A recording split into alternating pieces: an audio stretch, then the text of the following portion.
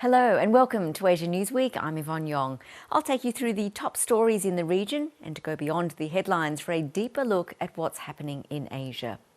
Our top story: Taiwan has been hit by its strongest typhoon in nearly 30 years. Deadly Kong-rey brought Taiwan to a standstill when it made landfall, causing the cancellation of hundreds of flights and leaving 500,000 households without power. Here's East Asia correspondent Kathleen Calderwood in Taipei. The amount of rain and the strength of wind we've experienced here has been quite remarkable. In fact, it's still so windy that we've been unable to set up the tripod.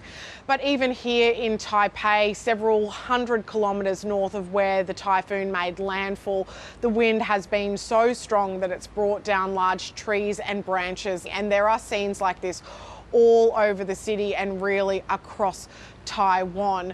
The typhoon made landfall in the early afternoon on Thursday on the southeastern coast in the county of Taidong, and gusts around 230 kilometres an hour were recorded, which is the equivalent of around a Category 4 cyclone. Now, schools and businesses were closed across Taiwan on Thursday, and the government is saying that nearly 500,000 homes lost power. The worst damage really is in the central and southern parts of Taiwan. The highest amount of rainfall recorded was around 900 mils near the mountainous areas on the central coast, and there is still more rain expected. There has been flooding, torrential rain, huge waves and numerous landslides and rockfalls. All domestic flights were cancelled and hundreds of international flights were cancelled as well, and there was a very scary touch and go landing at the Taoyuan airport too. Former Malaysian Prime Minister NajibRazak is facing 25 new corruption charges over the multi-billion-dollar 1MDB scandal. Now, if you'll recall, Najib set up the State Investment Fund shortly after taking power in 2009 to promote economic development, but the fund amassed billions of dollars in debt. Investigators allege around $4.5 billion was stolen and laundered by Najib's associates to fund extravagant purchases in Hollywood films, including The Wolf of Wall Street. The imprisoned ex-leader will now need to defend himself against several more charges in another trial. These include 4 charges of abuse of power and 21 charges of money laundering. It's all got to do with accusations he illegally received more than $500 million from 1MDB. Najib is currently serving a 6-year jail term after being convicted in 2020 of illegally obtaining $10 million from a unit of the troubled state fund. India's capital faced dense smog as it celebrated Diwali, the Hindu festival of lights. Setting off firecrackers is one of the major ways to celebrate, but it's a practice that exacerbates the already extreme air pollution problem. Here's what New Delhi looked like on Thursday when South Asia correspondent Ellie Grounds spoke to those gearing up for a big day of festivities. Stocking up ahead of a big celebration. Millions of Indians here and around the world will celebrate Diwali today. Since childhood, we have been celebrating Diwali, and it's all about being together and, of course, the decorations. The way to celebrate? Lights and firecrackers. But the novelty comes at a cost, the smoke exacerbating an already severe air pollution problem. To combat the problem, the Delhi government has banned the sale of all firecrackers for the rest of the year. It is allowing the use of green firecrackers for 2 hours tonight, which supposedly produce 30% less particulate matter. Green crackers are more expensive than normal crackers, by about 25%. But they are less harmful, so we prefer people to buy and burst green. Some believe they're a responsible way to celebrate. Even I'm telling my brother, let's not buy too much, let's buy only the green crackers and let's buy as minimum as possible. But environmentalists say they're a scam. So this is really strange that you are willing to say that, okay, so I'll give less poison to my child, less toxicity with less crackers or green crackers. Despite the rules, you can still easily buy green crackers here in Delhi. Because the ban only came in at the start of last month, a lot of what is now technically contraband had already been bought, and vendors are openly selling it. And those who'll use them say Diwali shouldn't be demonised. This is for one day. We celebrate this Diwali for one day only. Ellie Grounds, ABC News, New Delhi. Japan's ruling Liberal Democratic Party has been punished in national elections after a series of scandals and the cost of living crisis. The LDP has lost its majority in the lower house and will now have to try and forge a new governing coalition with minor parties. Here's North Asia correspondent James Oaten. Prime Minister Shigeru Ishiba vowed to clean up his party's image, restore faith in politics after the LDP was embroiled in a massive slush fund scandal. His decision to call a snap election was meant to provide him with a clear mandate, but that decision has backfired spectacularly. And now the LDP will have to form a new coalition if it's to stay in power, and there's concern just how unstable the next few years might be. The Liberal Democratic Party received an extremely harsh verdict from the public. We at the party must take this seriously and reflect on it from the bottom of our hearts and be reborn. The main opposition, the Constitutional Democratic Party of Japan, was a big winner this election, but it was never expected to win outright. And then there are wins for a few minor conservative parties as well. Now, this election result is significant. The LDP has only been in opposition for 2 short stints over the past 7 decades. Unlike the last time it lost majority, there wasn't a big surge in votes. Voter turnout was pretty low at just over 50%, suggesting people here aren't really enthusiastic about any options. The main challenge now for the next government is to restore hope and enthusiasm, something that is clearly lacking in Japan. All eyes are on the US election on November the 5th, which could see the country vote in its first female and first Asian president. The impact and idea of Kamala Harris leading the United States is reverberating around the world, especially in India and across the South Asian diaspora. AartiBetigeri is an Australian-Indian journalist who has written about what a Harris victory would mean for women of colour. She joins us now. Artie, can you tell us a bit more firstly about Kamala Harris's heritage and her links to Asia? Hi, Yvonne. So Kamala Harris was born to an Indian mother. She doesn't tend to identify publicly very strongly with her Indian side, but there's absolutely no doubt that her mother would have had a great influence on her. Her mother was from Tamil Nadu. She moved to the US at the age of 19, which is extraordinarily young, especially, you know, for a young teenager, essentially, to be travelling across the seas at such a young age in the 1960s. We know that Kamala spent holidays back in Tamil Nadu with her extended family. We know that she's got quite strong links with her family. She has occasionally talked about her Indian heritage. There was a very famous video that she did with Mindy Kaling during her campaign to become vice president.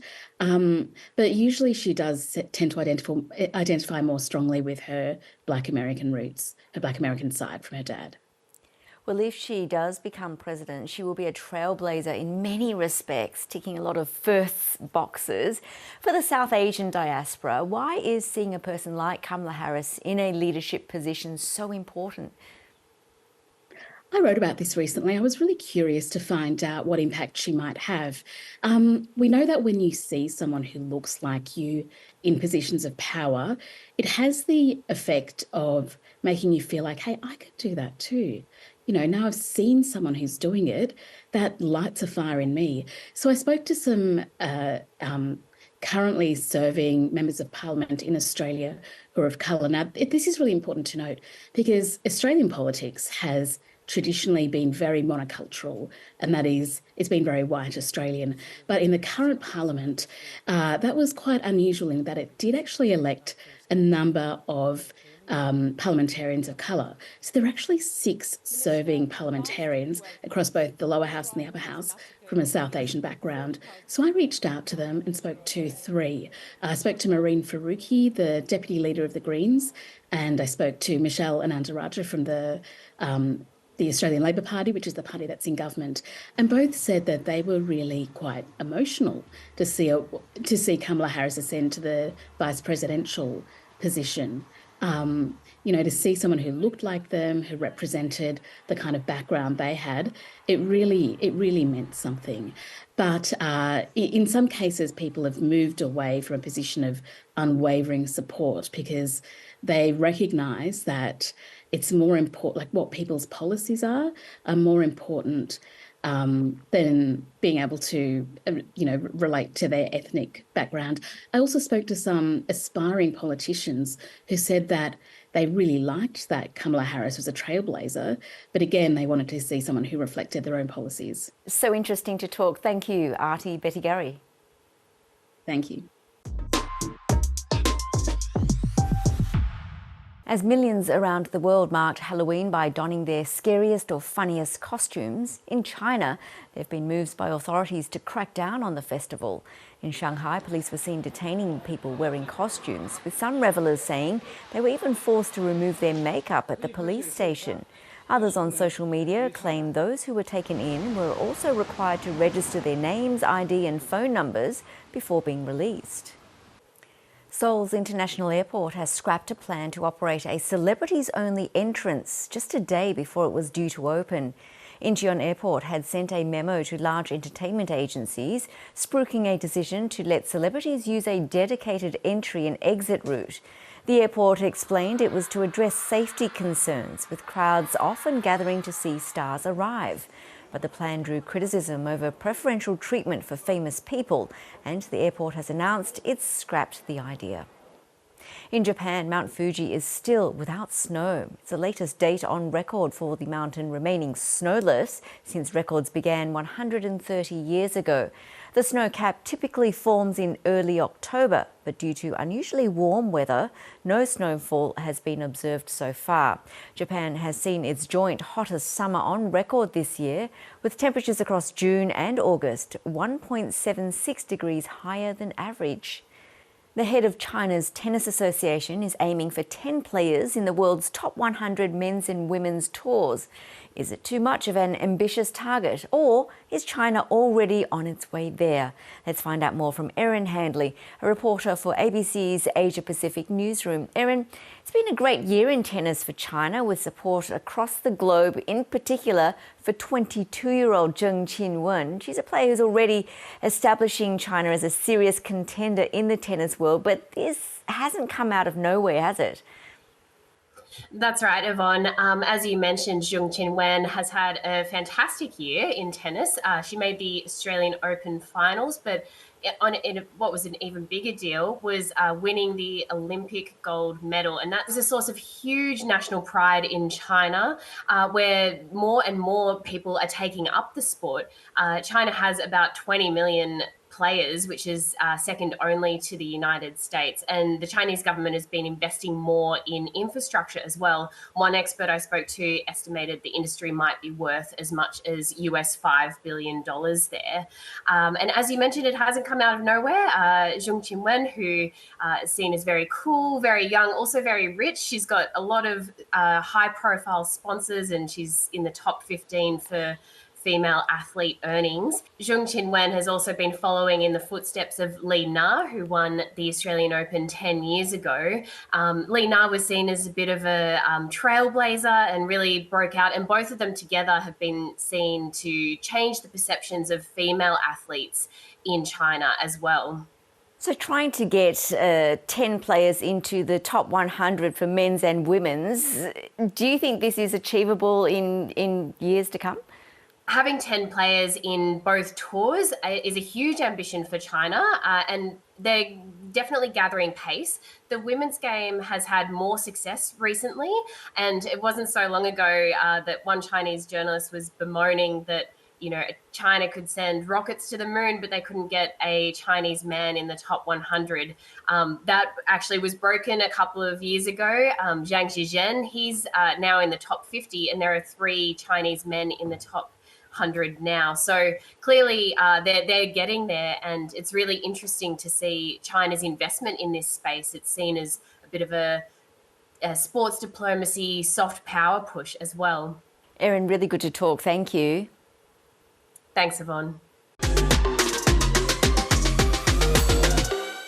This week, Voice of Baceprot, the all-hijab-wearing metal band from Indonesia, wrapped up their debut Australian tour. The band electrified the stage with powerful lyrics about freedom of expression and the environment. ErinHandley had exclusive backstage access to meet with the trio. We're here in front of the Croxton Band Room, one of Melbourne's most iconic live music venues where legendary rock bands like AC/DC and Midnight Oil once performed. And today, history is about to be made once again.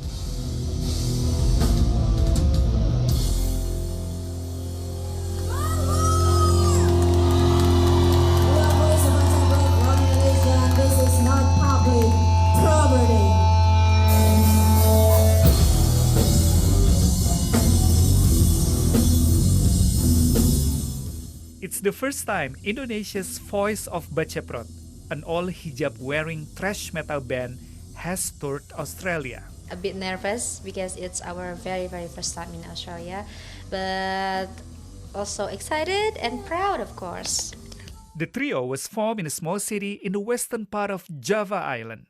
It all started when they attended the same Islamic school, playing covers of top 40 hits before they found their voice writing their own songs, landing a record deal in Indonesia before gaining global attention. This year, the band performed at Glastonbury alongside Coldplay and Dua Lipa. They might look confident now, but rocking the stage wasn't easy for them at the start. The hardest part is fighting the stigma, against the stigma, because many people say that metal music, heavy metal music it's not for women, especially a woman who wear hijab like us. But at the same time, your music is also empowering women, right? Yeah, we got a few songs that talk about empowerment. One of them is PMS or Perempuan Merdeka Seutuhnya, yeah, and not public property. So we always talk about gender equality and body alternatives. They didn't see much of Australia due to their busy schedule in several cities, but they were struck by the friendliness of Australians. Do you find similarities between Australian people and Sundanese people, like from West Java? Easily smile. Like, really? Yeah. Somea. Yeah, we call it somea. Somea means like very friendly. Yeah, so humble.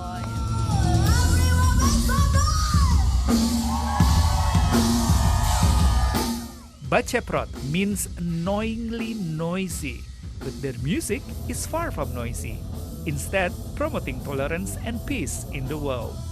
And that put them on Forbes Asia's 30 Under 30 list this year. At the gig, I wanted to know what Australians thought about their music. They were amazing. They had so much energy, and it was just like, as a woman as well, it was like, yeah. Heck yeah! They're so cool, all cool.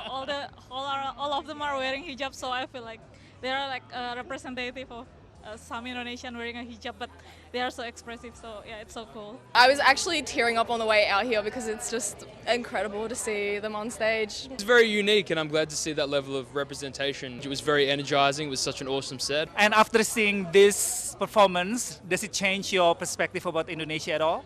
Oh, 100%. Yeah. I already wanted to go, but now I want to go more and see them. I didn't know there was like a massive metal scene at all. They were all top-level performers, and I would love to go to Indonesia to see them live in their element as well and visit their home country and experience them in their culture. Breaking stereotypes while bringing peace and energy. That's the spirit of Voice of Baceprot. ErinHandley, ABC News, Melbourne.